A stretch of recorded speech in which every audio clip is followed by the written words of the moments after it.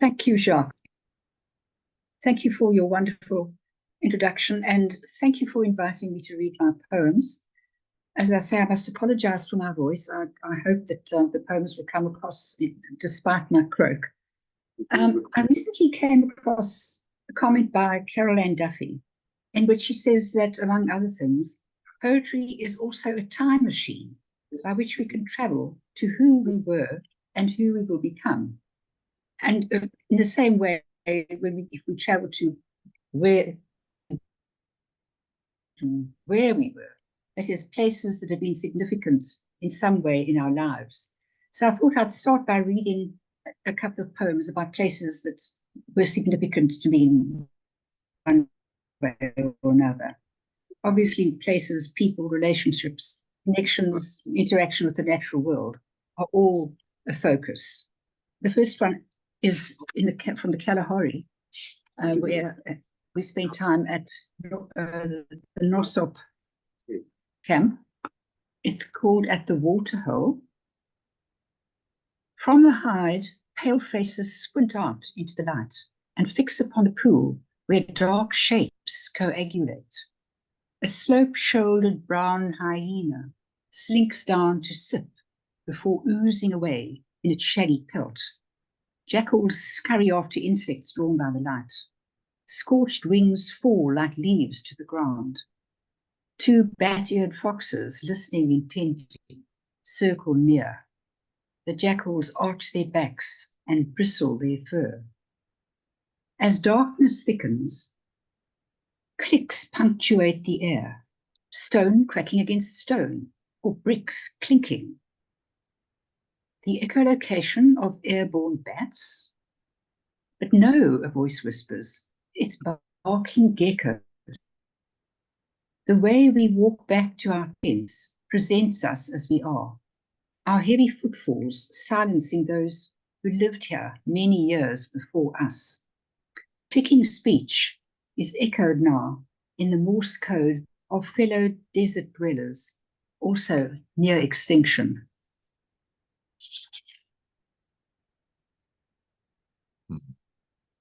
The next one is from Chipinda Pools in Gonera Zoo in Zimbabwe.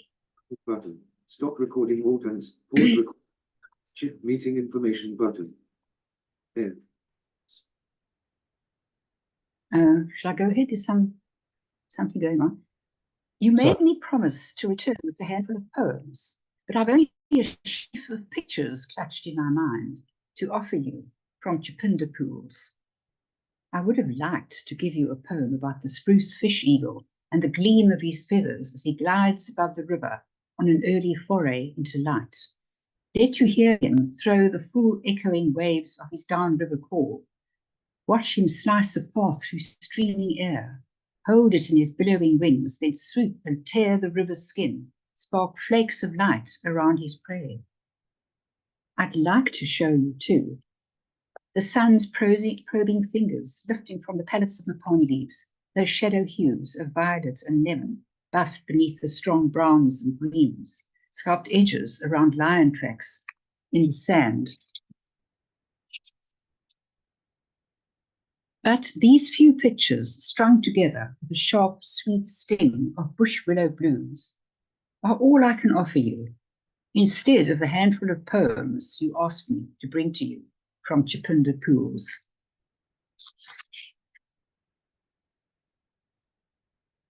The next one is also from Zimbabwe, Lake Kariba. You remember Operation Noah from about the 1950s into 1960, where hundreds, thousands of animals, in fact, were caught and relocated so that they would not be drowned in the newly created dam. Of course, people were relocated as well. And this is about a ferry crossing Lake Kariba. The sea lion quivered before it stopped. Out went the ripples, shivering towards a line of wavering mountain rims. Then they died, and once again the lake's black mirror calm returned. The few who'd wished to swim appeared, and in plunged 4 pale bodies. Those who watched cheered as the lake briefly swallowed them, just before they surfaced laughing, and stroked away from the boat, as it hung above where birds once called and flew through corridors of air that led through winding valleys and onto plains beyond the hills, as it hung above the rusted scythes and sunken pools, above the kraals where cattle had once stood or slept, where people walked about each day while tending crops, lost below cerulean acres of reflected sky. Cold to the bone, they climbed on deck to eyes that went on staring past them at the depths, the blue-black depths, where Nyami Nyami, the river god, still waits with drowned ancestral graves. Nyami Nyami was the snake spirit, a protector of the Tonga people and a guardian of the river. The next one is wild dogs. A flock of twittering yip yip yips hovers over the early morning bush, drawing us out onto the deck. In the riverbed, a scatter of wild dogs is gathering into a scrum, then splitting off in an explosion of bucking backs. Each painted dog's coat sports blotches of russet, black, brown, and grey, as though their creator had tried different colour combos and wiped his brush roughly between strokes before deciding, now it is good. Ears flare like mini radar discs, swiveling constantly to catch whiffs of sound. The feeding frenzy turns kaleidoscopic as they swirl around their prize. An impala carcass splayed, spilling its innards on the grass as they dismember it, tearing off chunks of flesh. The high-pitched chittering and chatter splash across the bush as they tangle together, then, sated, dash off, flashing the white plumes of their tails as they leap in tongues of flame to romp and chase in the tawny grass. Watching from the deck, our brown dog twitches his skinny fringe of tail, then drops it, limp.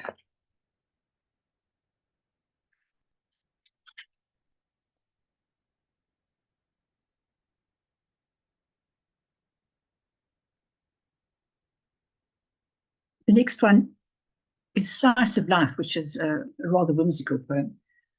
When she opened the door onto the deck to let the dawn chorus flow in, she saw the little gecko corpse, mottled grey and white, feathery feet splayed like tender stars.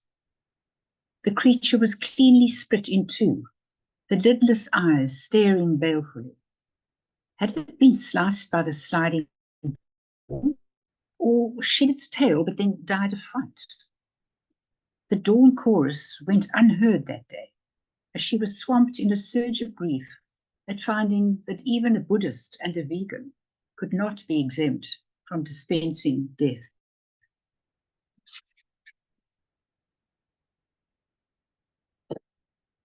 Next is Spotted Eagle Owls. I'm sure many of you have seen the spotted eagle owls at Kirstenbosch. For years, they nested in a hollow among rocks at the base of a wild peach tree, where several paths converge. Visitors would stop to stare at the tufted faces in the makeshift nest, some thrusting long lenses into their personal space. To escape the paparazzi, they moved to a lush planter in the paved forecourt. Weeks passed, then two tiny white fluff balls peeped out from under their grey duvet to peer at the fish in the pond below. Later, they stretched their spiky wings in preparation for flight. One must have tried too soon. No camera caught the plunge into the pond.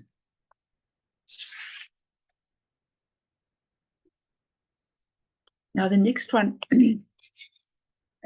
is moving into a different realm. I don't know if you remember, a good number of years ago, it must have been at least 10 years ago, there was the most extraordinary creature on show in the oceanarium. It was a sunfish, a creature that's about 4 meters vertically and about 3 meters horizontally, like a great big block. It's really weird. And we took the children to see this, and it was quite an experience. A rough-hewn boulder lumbers into view, propelled by 2 stiff flaps, All around it dip and flash quicksilver shoals, spear escorts monitoring the passage of this abnormally large load.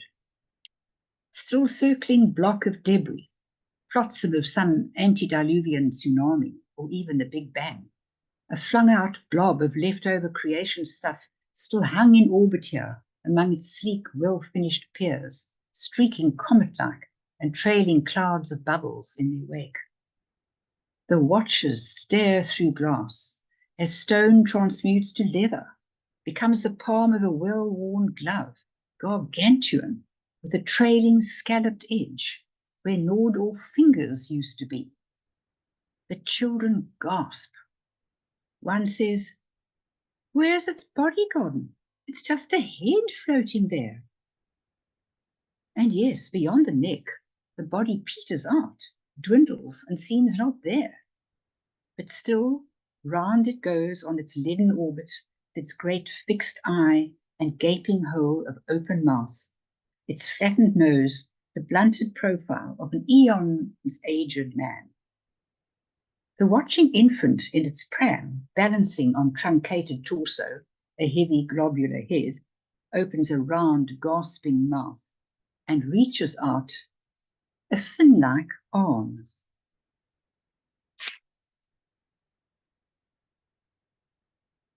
The next one was written when I spent 2 years in France, and it was the first time that we'd been in a land of snow, and I wrote this poem of Chinkering Cheese. Our first Christmas in a land of snow, cut off from home and cheer, until a gift brings wonder to our door. We ease open the flaps of a cold little box flown from home and stare. They lie as corpses, packed like pale sardines, head to heel, each swelling crown pressed against its neighbour's frozen foot. We unshroud them with care from their miniature coffin, place them in a bowl of water as directed, and wait. Outside, the snow hisses around us, coils against the door, shuts us in. Day by day, one by one, each pallid stalk unfurls its wreath of glossy white petals, gathered in orbit around a pale gold heart, until a dozen clusters of pure Lazarus faces, resurrected, jostle the tip of each pale stem. We stretch our fingers to touch and warm our hearts at the magic hearth of these magnified wax snowflakes from the summer south, each luminous white torch lighting up for us a flickering Persephone path back to our sunny sun.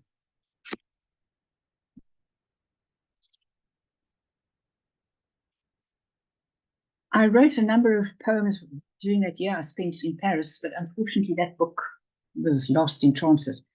And I went back to Paris subsequently, of course, and this poem called Absence was written on a visit about 5 years ago. Absence. I'm now an amateur flaneur, wandering the streets of the Latin Quarter, my eyes guzzling great towers of macaroons, the pink, the green, and the brown, chez les pâtisseries. But you aren't there. My feet are drawn by the magnetism of Notre Dame's jeweled windows. Waves of music flood out of the great organ, settling in quiet pools in secluded chapels. But no, I can't find you. You're not there. Nor in the Louvre, where Michelangelo's somnolent slaves struggle to emerge from their marble blocks. You're not strolling in the Jardin de Luxembourg under the raised fists of plane trees, pollarded plane trees, nor near Saint-Julien-le-Pauvre, at the arthritic foot of the oldest locust tree in Paris, where we used to meet after having visited Shakespeare and co. It's no good. No matter where I search, you're not there, or anywhere.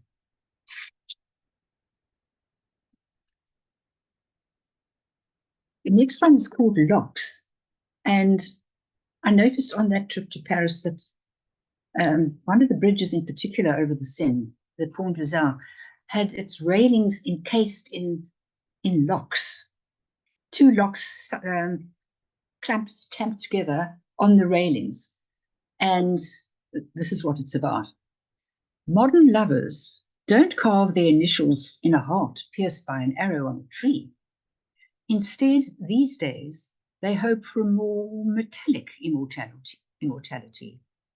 Two locks are clamped together and locked onto the railing of a bridge above the Seine, hoping the locks will keep their love forever meshed on this great arc over the Seine. The keys are dropped into the flow.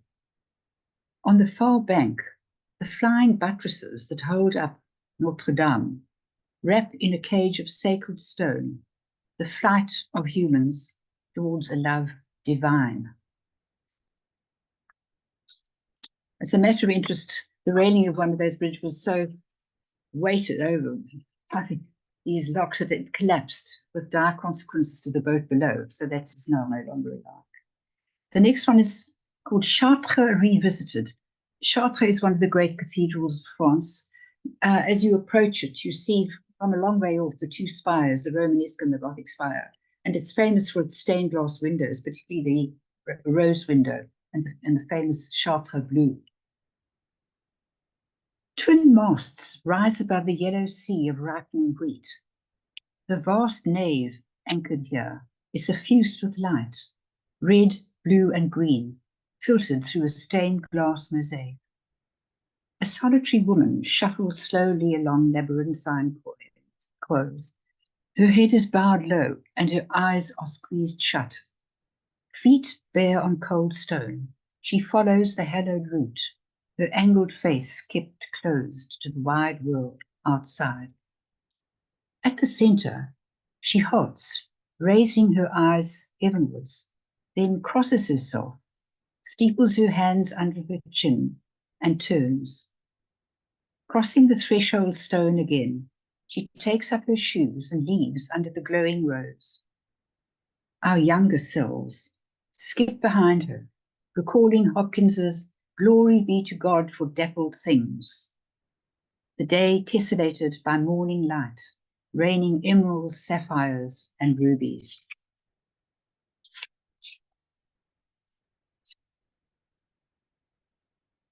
The next poem, When the Child Appears, here I acknowledge the poem by Victor Hugo, which starts Lorsque l'enfant paraît and describes the effect of a child coming into a group of adults who immediately change their tune completely, and there's laughter and joy. And I based it on this, but it's the image is different.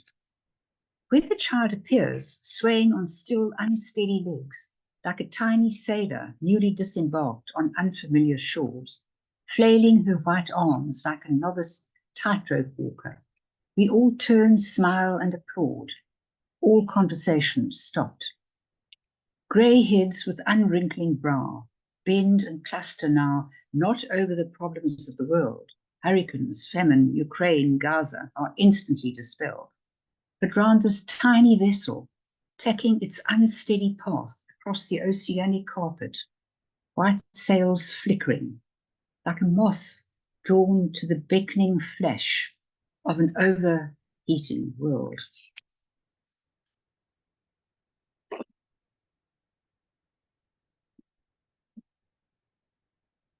The next poems have to do with more local scenes. The first one is Sugar Bush, hiking in Silvermine. On the path, the sun lights up and creams the flower head of the sugar bush, cradling its translucent cup in the lifting wind, while below the upside-down ice cream cone buds are still closed. Dry, pointed relics of last year's flowering hold their seeds in tight brown fists that wait for the fires of renewal. It's like a story, the child's voice pipes. The closed one is the beginning. And there, look, the story gets going, like that open flower, and ends with that one there, closed and dead. And we who clasp our dry brown fists tightly around our hiking sticks find it easier now to face the flames that fire renewal at our story's end.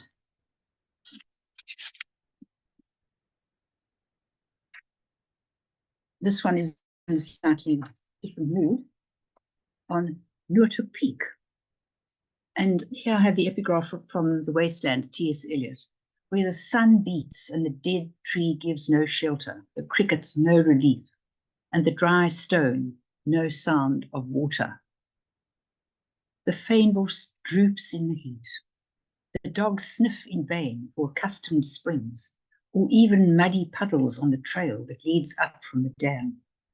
We flop down on the rocks at the peak, all our bottles of lukewarm water for ourselves and the dogs. Far below, the leaden air shimmers over the sand of Hart Bay Beach. All is so quiet that suddenly we can hear it. A little stream trickling somewhere out from between the rocks, beyond our feet, standing and over the edge for the water from bare rock. We see not a latter-day Moses with staff, but rather a red-faced hiker fumbling with his zip.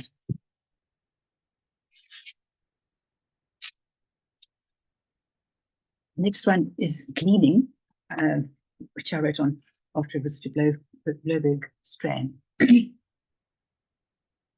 A mound of tangled kelp huddles in the mass of empty mussel shells on the beach. Now a frond of kelp gropes among the shells, becomes an old man's sleeve. Bent over, sifting, probing, he picks an object up and holds it to the light to be inspected. It's a lump of coal, worn down to shine by rolling on the floor of the sea and washed up onto the sand by last week's storm. He drops it in his pail.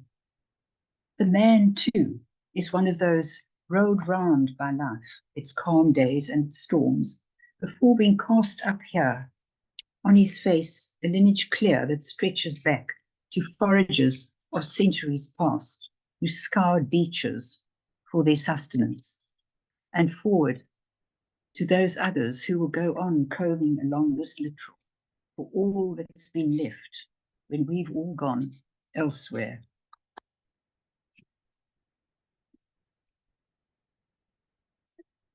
The next one is called Paternoster, which I wrote during the lockdown. I'm not reading the poems about coronavirus. This is just one of the effects of lockdown. A weekend in lockdown takes us up the coast to Paternoster, among ebullient spring flowers, bright daisies and delicate towers of mauve lacanalias pointing to the sky. Then on to Veldrift for bokkums and the favourite fish restaurant on the river. But no bokkums are hanging out to dry on the bank or in the sheds, and the rustic, or in the sheds. And the rustic shell of the fishes is shuttered and locked. No fish of the day is chalked up on the black. At the dark door, instead, the blue lettering spells out the obituary. Hierdie klein juweel het gesterf op die 30ste van die 6de maand 21.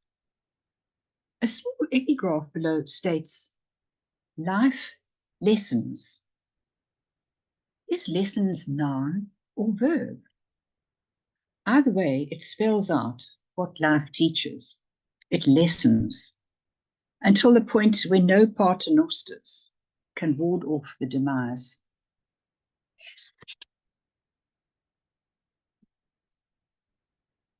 The next one after was written after lockdown, when once again we could go to the river and once again we all had freedom of movement. After a sad season's absence, the swallows sweep back, homing in on the old resting place in the reeds beside the river. They bear no trace of that spell underground that Aristotle believed they had to endure during somber winter.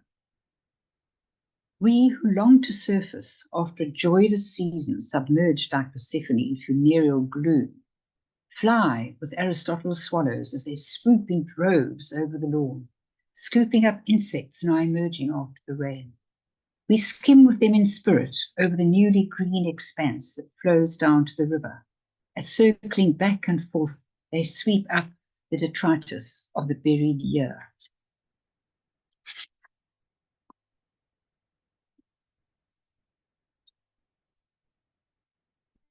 Next one is literal zone. We stand together on this shingle beach as hissing waves surge in, suck out around our feet. Over the hills behind us, the sun lights up fragments of a tender freckled sky, while on the far horizon over the sea, mushroom clouds shape-shift to icebergs as sparks of lightning slash across and die away. We are creatures of the edge. Where we stand, we feel the tide is turning.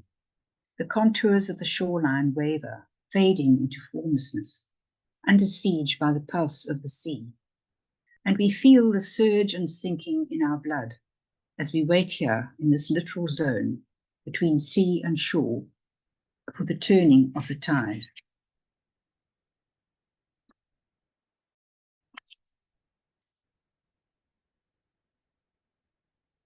The purple season. The purple season has come. Mauve spikes are sprouting from the crown of the beet. The deep murmur of carpenter bees lumbering from bloom to bloom as they mine the gold pollen vibrates the charged air around the bright yellows, bright and oranges of spring and summer, now fading steadily to make way for the more somber hues of the rainbow's violet end. Red dizers and crimson crassula preen themselves to lure a hovering mountain pride butterfly. But the mountain's too high for us now, and I must take your arm as with faltering steps we pass the buoyant love flower globes of blue agapanthus, pointing distilled sky trumpets at the clouds. And head in silence to the purples that mark a different kind of season, the aubergine fingers pointing down. I suppose here I should, just in case people don't know, the word agapanthus means love flower. So, yeah, one moves from the buoyant, raised up trumpets of the blue agapanthus to the crosscop agapanthus, the purple one with the fingers pointing down. The next one, Nightjar, is a friend of mine, Sue. This evening, the song rolls out its full-throated notes among the trees beside the river. A nightjar sings the call we render as, "Good Lord, deliver us." The call delivers us the stone cottage on a farm in Namaqualand, where, brimful of sunshine and spring flowers, we sat under tilting stars while the nightjar told its 6 clear notes. Now the sky above the river is charged with song, echoing the call that rang out over the closed heads of fields of daisies, hiding their faces from the dark. And we, listening again to the bird whose incantation you heard there for the first time, echo its plea, "Good Lord, deliver us now, if you can, from the grief of losing her to the darkness, her bright face closed. Revive her gentle spirit to sing, and let us not lose all to the silence where this call no longer reaches."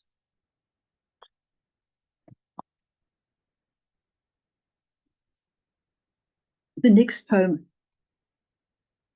is called Carpe, from the Roman poet Horace, Carpe Diem, which is usually translated as seize the day. But carpe actually also means primary to pluck the day. Carpe. He would pick strawberries with tender care, holding each plump berry, caressing it off the stalk, as if for fear of the slightest bruising. Gentled too each day as it came along, subtly handling time with supple fingertips on song, redishing each moment in rhyme with others, like ripe fruit readily enjoyed under a duvet of clotted cream. Carpe with care, unspoken, and buoyed the last fruit to him would seem to simply ease it off the stalk.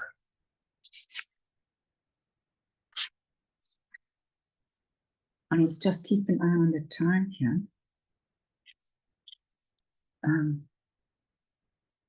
The next one I'll read is Cancer Bush.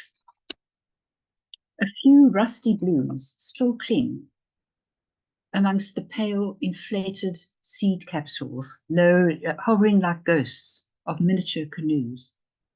Leaning into her frailty, my niece stops and relates how, as a child, she would launch them to float dreamily downstream until they met a rock or sunken log that grabbed the passing flotilla, the eddies making them bob and swerve.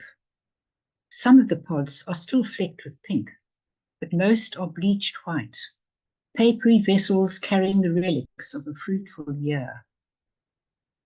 She has plans to share with her young son the launching of these craft once she has grown stronger.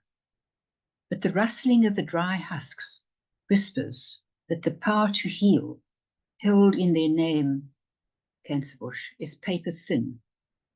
For his sake, she can still bob and swerve, keeping afloat the hope of them carrying on.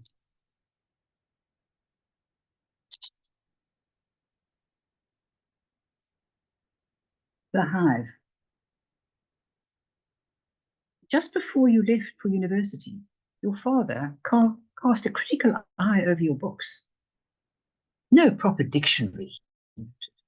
Later, he returned cradling the shorter Oxford. The price back then, fading now, was about £8. Placed on the bathroom scale, it weighed much of the same. Kept next to Chaucer, Shakespeare, and Plato over the years, it led you through the hive of tantalizing meanings, intoxicating you with its rich mead.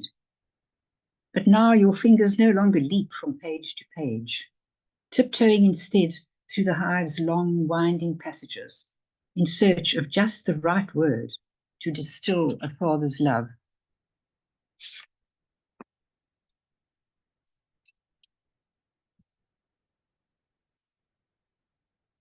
Now, I have at least one poem that reflects some of the horrors of today's world. I've just restricted it to this one, a letter to Stalin's daughter, which was shortlisted for the National Poetry Prize. The name Stalin, of course, means steel, appropriately. What would you say today, Svetlana? You whose childhood was whittled away, slash by a blade of steel, wielded by an unknown hand, as aunts, cousins, family friends were scythed away.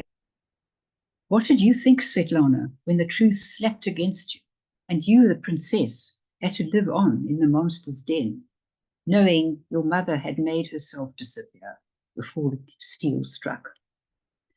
And what would you feel now, Svetlana, seeing rows of prams holding cupped nests to clasp those fledglings fleeing from their blasted homes, while other families creep underground like moles, no food, water, or sun?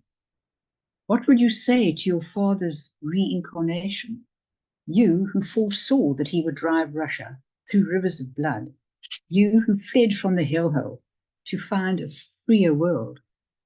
What to say to the flood of new refugees driven from their homes?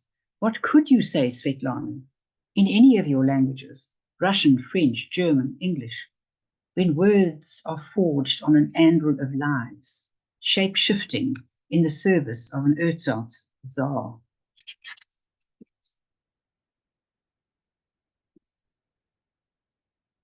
Let me just check how much time I have left. I think I should probably finish off now. Who's taking the time? Jacques, probably. You're still I fine. think another 5 minutes. I think so, yeah. Okay. Right. Well, I'll read. One must somehow fit in a villanelle. So here is my villanelle, which is a satirical song, a courting song. Yes, on a lighter note on which to end this reading. He thrusts his clutch of tulips in her face and says, I bought these beauties just for you, each stem standing stiffly in its place. While she thinks of mountain walks, the place of streams and pools where daisies bloom, the view, he thrusts his clutch of tulips in her face. Sharply pointed petals armed for the chase display their bright colours to dazzle on cue, each stem standing stiffly in its place. She loves bohu flowers, soft froth of lace, tumbling herbal scents. These scentless grew. He thrusts his clutch of tulips in her face. But hothouse nurtured, they can't displace her fragrant fables. They're the wrong billet doux, each stem standing stiffly in its place. She doesn't welcome his persistent chase. His flowers are not the right kind to woo, but he thrusts his cluster of tulips in her face, each stem standing stiffly in its place. Thank you. That's all. Thank you.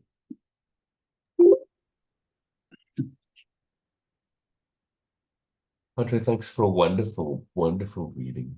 Would everyone like to unmute and give her a hand? Before we go into Q&A.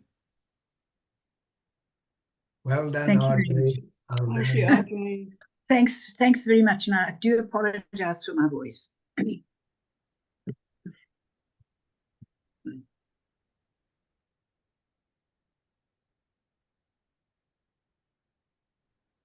Okay, Jacques, I'm just very quickly going to stop the recording and then we proceed with the questions.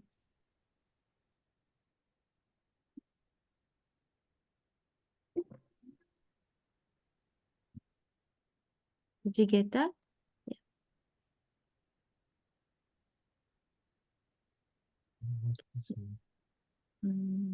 I think Jacques can't see the hand up. It's his own. It's his own hand. There you go.